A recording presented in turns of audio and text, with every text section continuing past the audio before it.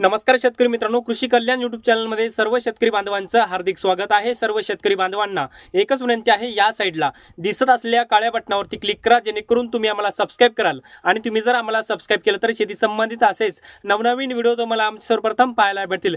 तर मित्रांनो, आपण या व्हिडिओच्या माध्यमातून खरीप हंगाम 2025 च्या पीक विम्याच्या वाटपा संदर्भात एक महत्त्वाचं अपडेट घेण्याचा प्रयत्न करणार आहोत आणि महाराष्ट्रातल्या सर्व जिल्ह्याचं म्हणजे 34 जिल्ह्याची माहिती आपण या व्हिडिओच्या माध्यमातून घेण्याचा प्रयत्न करणार आहोत। बऱ्याच साऱ्या शेतकऱ्यांच्या खात्यामध्ये खरीप 2025 चा सरसकटचा किमान 17,500 रुपयाचा पीक आला नाही आणि काही शेतकऱ्यांच्या खात्यामध्ये पैसे आलेत पण खूप कमी प्रमाणामध्ये आलेले आहेत आणि काही शेतकऱ्यांना तर एकही रुपया भेटला नाही। मग ज्या शेतकऱ्यांच्या खात्यामध्ये कमी पैसे आले त्यांच्या खात्यामध्ये त्यांचे उर्वरित पैसे कधी येणार आणि ज्यांना अद्यापर्यंत एकही पीक विम्याचा रुपया भेटला नाही तर त्यांच्या खात्यामध्ये त्यांचा पीक विमा कधी येऊ शकतो या संदर्भात संपूर्ण माहिती आणि अपडेट जिल्हानिहाय घेण्याचा प्रयत्न करणार आहोत। तर नमस्कार, मी ज्ञानेश्वर सवंडकर स्वागत करतो कृषी कल्याण यूट्यूब चॅनलमध्ये। सर्व शेतकरी बांधवांना एकच विनंती आहे, व्हिडिओ शेवटपर्यंत बघा, जेणेकरून ही पीक विम्याची माहिती सगळी तुम्हाला कळेल। तर मित्रांनो, एकंदरीत आपण सुरुवात करणार आहोत बीड जिल्ह्यापासून। मित्रांनो, बीड जिल्ह्यामध्ये अद्यापर्यंत एकही शेतकऱ्याला पीक विमा आलेला नाही आणि बीड जिल्ह्यामध्ये मोठ्या प्रमाणामध्ये शेतकऱ्यांचं कॅल्क्युलेशन बाकी आहे। कॅल्क्युलेशन काही शेतकऱ्यांचं झालेलं आहे, काही शेतकऱ्यांना रकमा झिरो दाखवत आहेत, पण बीड जिल्ह्यामध्ये पीक विमा मंजूर नाही असं सुद्धा सांगितलं जात आहे। परंतु असे कुठली पद्धत असं कुठलंही नाही। खरीप हंगाम 2025 चा किमान 17,500 रुपयाचा पीक विमा बीड जिल्ह्यातल्या सुद्धा शेतकऱ्यांना भेटणार आहे, पण बीड जिल्ह्यातल्या शेतकऱ्यांचं मोठ्या प्रमाणामध्ये कॅल्क्युलेशन बाकी आहे, त्यामुळे त्या शेतकऱ्यांना पीक विमा वितरण थोडं 5-6 दिवस लागू शकतो। त्यानंतर बीड जिल्ह्यामध्ये सुद्धा हा पीक विमा वाटप होणार आहे। त्यानंतरचा जिल्हा आहे मित्रांनो लातूर जिल्हा। आता लातूर जिल्ह्यामध्ये सुद्धा मोठ्या प्रमाणामध्ये शेतकऱ्यांचं पीक विम्याचं कॅल्क्युलेशन बाकी आहे। लातूर जिल्ह्यामध्ये सर्वात जास्त पीक विमा जो आहे तर तो सोयाबीन या पिकासाठी भेटणार आहे, पण लातूर जिल्ह्यामध्ये पीक विमा भेटणार आहे, थोडा वेळ लागू शकतो, 7-8 दिवस, त्यानंतर वाटप होणार आहे, कारण की मोठ्या प्रमाणामध्ये कॅल्क्युलेशन शेतकऱ्यांचं होणं बाकी आहे। त्यानंतर आपण जर पाहायला गेलं तर यवतमाळ जिल्हा। आता मित्रांनो, यवतमाळ जिल्ह्यामध्ये सुद्धा मोठ्या प्रमाणामध्ये शेतकऱ्यांचं पीक विम्याचं कॅल्क्युलेशन बाकी आहे। काही शेतकऱ्यांचं कॅल्क्युलेशन झाले, परंतु सर्व शेतकऱ्यांचं कॅल्क्युलेशन झाल्याशिवाय ही पीक विम्याची रक्कम शेतकऱ्यांच्या खात्यामध्ये येत नसतं। त्यामुळे यवतमाळ जिल्ह्यामध्ये पुढच्या काही दिवसामध्ये कॅल्क्युलेशन होऊन खरीप 2025 च्या पीक विम्याचं वितरण होणार आहे, अशी माहिती सध्या आपल्याला कळत आहे। यानंतर आपण जर पाहायला गेलं तर धाराशिव जिल्हा। आता मित्रांनो, धाराशिव जिल्ह्यामध्ये मोठ्या प्रमाणामध्ये खरीप हंगाम 2025 चा पीक विमा सोयाबीन, मूग, उडीद, ज्वारी, बाजरी, मक्का, कांदा या सर्व पिकाचा पीक विमा मिळणार आहे, परंतु बऱ्याच साऱ्या शेतकऱ्यांचं कॅल्क्युलेशन होणं बाकी आहे। सर्व शेतकऱ्यांचं कॅल्क्युलेशन व्हायला 2 ते 3 किंवा 5 दिवसाचा कालावधी लागू शकतो आणि हे कॅल्क्युलेशन पूर्ण झाल्यावर शेतकऱ्यांच्या खात्यामध्ये पीक विमा वाटप होणार आहे, अशी माहिती आपल्याला सध्या मिळत आहे। आता ह्या जिल्ह्यामध्ये प्रामुख्याने पीक विमा वाटप बाकी होता आणि अद्यापही भेटलेलं नाही, कारण की कॅल्क्युलेशन वाटप बाकी आहे। पण आता बऱ्याच साऱ्या जिल्ह्यामध्ये शेतकऱ्यांना पीक विमा वाटप होणं सुरू झालेलं आहे। नांदेड जिल्ह्यामध्ये हेक्टरी 30,000 रुपयापर्यंत काही मंडळामध्ये पीक विमा वाटप सुरू आहे।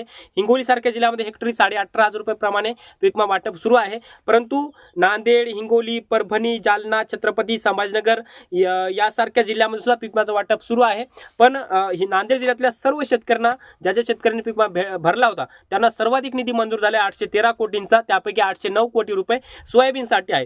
हिंगोलीमध्ये सोयाबीनसाठी 98 कोटी 95 लाख रुपये आहेत, परंतु परभणी जिल्ह्यामध्ये फार कमी अमाऊंट आहे, 63 कोटी 78 लाख आहे। ही पहिल्या टप्प्यातली रक्कम आहे आणि दुसऱ्या टप्प्यामध्ये सुद्धा कॅल्क्युलेशन पूर्ण झाल्यावर शेतकऱ्यांना ही रक्कम येणार आहे। आता ही काय अंतिम रक्कम नाहीये। त्यानंतर जालना जिल्ह्यामध्ये फक्त 2 कोटी 9 लाख रुपये, आता 2 कोटी पूर्ण जालना जिल्ह्यांना पुरेसे होणार नाहीत। जालना जिल्ह्यामध्ये जवळपास 200 कोटीपेक्षा आसपासची रक्कम मंजूर होणार आहे, परंतु जालना जिल्ह्यामध्ये शेतकऱ्यांचं कॅल्क्युलेशन होणं बाकी आहे। आता ही 2 कोटी 9 लाखाची जी रक्कम झाली एकूण ती कॅल्क्युलेशन झालेली रक्कम आहे, त्यामुळे त्यांच्या खात्यामध्ये पडायला सुरुवात झालेली आहे। जालना जिल्ह्यामध्ये एकूण 42 महसूल मंडळामध्ये 200 कोटीपेक्षा जास्त फक्त सोयाबीनचा पीक विमा येऊ शकतो, परंतु सध्या कॅल्क्युलेशन शेतकऱ्यांचं होणं सुरू आहे। त्यानंतर छत्रपती संभाजीनगर जिल्ह्यामध्ये सुद्धा जवळपास नाके बरोबरच पीक विमा मंजूर झाले, जसं की 25 लाख मंजूर झालेत, परंतु छत्रपती संभाजीनगर जिल्ह्यामध्ये जवळपास 400 कोटी रुपयापर्यंतचा पीक विमा शेतकऱ्यांच्या खात्यामध्ये येऊ शकतो। आता याच्यामध्ये मित्रांनो, शेतकरी मित्रांनो, याच्यामध्ये पाहायला गेलं तर छत्रपती संभाजीनगर असेल, जालना असेल, परभणी असेल, या तिन्ही जिल्ह्यामध्ये दुसऱ्या टप्प्यामध्ये मोठ्या प्रमाणामध्ये पीक विमा मिळणार आहे। त्यानंतर विदर्भातल्या 5 जिल्ह्याची माहिती घेऊया। विदर्भातला पहिला जिल्हा आहे बुलढाणा जिल्हा। आता बुलढाणा जिल्ह्यामध्ये जवळपास 150 कोटीपेक्षा जास्तची रक्कम मंजूर होणं अपेक्षित आहे, परंतु पहिल्या टप्प्यामध्ये ज्याच्या शेतकऱ्यांचे कॅल्क्युलेशन झाले 5 कोटी 64 लाख रुपये मंजूर झालेत। वाटप सुद्धा बऱ्याच साऱ्या शेतकऱ्यांना खात्यात हे पैसे ज्याचं कॅल्क्युलेशन झाले त्याला भेटलेत, परंतु दुसऱ्या टप्प्यामध्ये बुलढाणा जिल्ह्यातल्या सर्व शेतकऱ्यांना हा पीक विमा भेटणार आहे। आहे. त्यानंतर वाशिम जिल्ह्यामध्ये सुद्धा मोठ्या प्रमाणात शेतकऱ्यांना पीक विमा मिळणार आहे, परंतु पहिल्या टप्प्यामध्ये फार कमी रक्कम भेटलेली आहे, ज्याच्यामध्ये 1,09,00,000 रुपये आहेत, परंतु ही काय रक्कम अंतिम नाही. दुसऱ्या टप्प्यामध्ये 100 ते 120 कोटी रुपयापर्यंतची रक्कम या जिल्ह्यातील शेतकऱ्यांना मिळणार आहे. त्यानंतर अमरावती जिल्ह्यामध्ये सुद्धा फक्त 2,50,00,000 रुपये मंजूर करण्यात आलेले आहेत आणि अमरावती जिल्ह्यामध्ये सुद्धा मोठ्या प्रमाणामध्ये शेतकऱ्यांना रक्कम ही मिळणार आहे. ही पहिल्या टप्प्यातली रक्कम आहे, परंतु दुसऱ्या टप्प्यामध्ये सोयाबीन, मूग, उडीद, ज्वारी, बाजरी, मका, कांदा या सर्व पिकासाठी हा पीक विमा मिळणार आहे.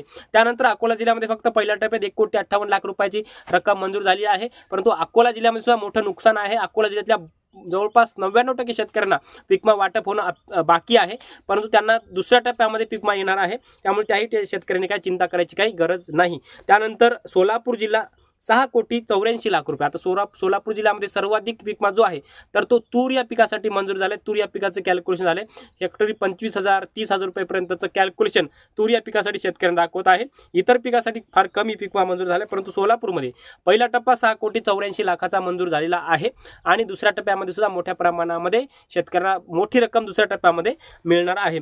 त्यानंतर अहिल्यानगर जिल्हा. आता अहिल्यानगर जिल्ह्याची माहिती आपण जर पाहायला गेलं तर 118,35,00,000 रुपये आहेत पहिल्या टप्प्यामध्ये, परंतु अहिल्यानगर जिल्ह्यामध्ये सुद्धा मोठी रक्कम मिळण्याची शक्यता आहे.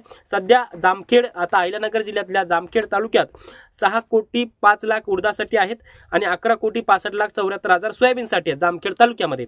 आणि कर्जतमध्ये 89,398 रुपयाचा मुगाचा पीक विमा हे कॅल्क्युलेशन झालेला सध्याची ती 2 तालुक्याची माहिती आलेली आहे, परंतु एकूण अहिल्यानगर जिल्ह्यामध्ये 118,35,00,000 रुपयाचा हा पीक विमा मंजूर झालेला आहे. आता ही संपूर्ण आकडेवारी आहे आणि या आकडेवारीनुसार पहिल्या टप्प्यामध्ये 1,219 कोटींचा पीक विमा मंजूर झालेला आहे आणि ह्या पहिल्या टप्प्यातलं वितरण सुद्धा सुरू झालेलं आहे, परंतु ही रक्कम ही जी काय आहे मंजूर झालेली ही काय रक्कम अंतिम नाही, कारण की बऱ्याच साऱ्या जिल्ह्यातील शेतकऱ्यांना, जसं की विदर्भातले 5 जिल्हे बुलढाणा, अकोला, अमरावती, यवतमाळ, वाशिम, त्यानंतर अहिल्यानगर जिल्हा असेल, नाशिक, नंदुरबार, धुळे, जळगाव, ठाणे, पालघर, रायगड यासारख्या जिल्ह्यामध्ये फार कमी रकमा मंजूर झाल्यात आणि छत्रपती संभाजीनगर सारखा जिल्हा, परभणी सारखा जिल्हा, जालना सारखा जिल्हा या सर्व शेतकऱ्यांना जवळपास दुसऱ्या टप्प्यात मोठी रक्कम मिळण्याची शक्यता आहे. परंतु पहिल्या टप्प्यामध्ये मात्र नांदेड, हिंगोली सारख्या जिल्ह्यांना ही पूर्णपणे रक्कम भेटलेली आहे, परंतु ज्या जिल्ह्यातील शेतकऱ्यांना रक्कम भेटलेली नाही त्या शेतकऱ्यांनी काही घाबरून जायचे कारण नाही, कारण की पहिल्या टप्प्यातली रक्कम आहे. दुसऱ्या टप्प्यामध्ये तुम्हाला पीक विमा मिळणार आहे. ज्यांना पहिल्या टप्प्यामध्ये भेटला त्यांना पहिल्या टप्प्यामध्ये भेटणार नाही, दुसऱ्या टप्प्यामध्ये भेटणार नाही. ज्यांना दुसऱ्या टप्प्यामध्ये, आता ज्यांना पहिल्या टप्प्यात भेटला नाही त्यांना दुसऱ्या टप्प्यामध्ये मिळणार आहे, हे मात्र कन्फर्म आहे. अजूनही मोठ्या प्रमाणामध्ये खरीप 2025चा पीक विमा शेतकऱ्यांच्या खात्यामध्ये येणार आहे. ही पहिल्या टप्प्यातली रक्कम मोठ्या प्रमाणात शेतकऱ्यांच्या खात्यामध्ये वितरणाची प्रक्रिया विमा कंपन्यांच्या माध्यमातून सुरुवात करण्यात आलेली आहे.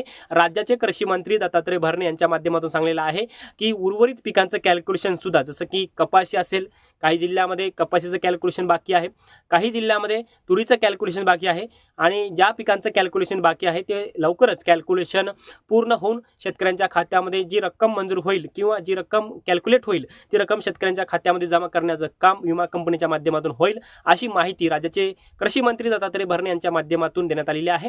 तर मित्रांनो, या माहितीसह मी तुर्तास इथेच थांबतो. तोपर्यंत आपल्या सर्वांचे मनापासून धन्यवाद.